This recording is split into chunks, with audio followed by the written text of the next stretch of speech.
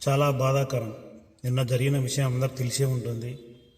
ఒక వస్తువు మీద ఉన్న మమకారం జన్మనిచ్చిన తల్లిదండ్రి మీద లేకపోవడం, ఇది చాలా చాలా చాలా బాధాకరమైన విషయం. ఆ పిల్లవాడు ఎక్కడ చనిపోతాడేమోనని ఆ తల్లి ఎంత మదనపడుతుందో ఆల్రెడీ చూసే ఉంటారు. ఎంతటి నరకయాతన ఆ తల్లిదండ్రులు అనుభవించారో మనమందరం చూసే ఉన్నాం.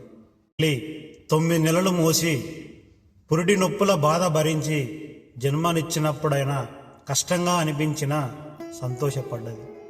కానీ నిన్న జరిగిన విషయంలో ఆ తల్లి ఎంత మదనపడిందో, ఎంత బాధపడుతుందో అందరం చూసే ఉంటాం. నా కొడుకు ఎక్కడ కింద పడిపోతాడో, మన ప్రాణాలు ఎక్కడ కోల్పోతాడో అని అరచేతులు ప్రాణాలు పెట్టుకొని ఆ తల్లి ఏడుస్తూ ఉంది.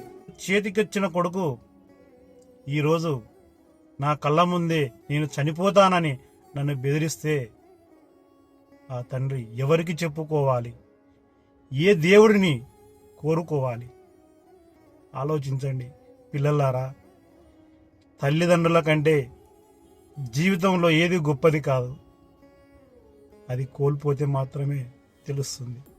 ఒకసారి ఆలోచించండి.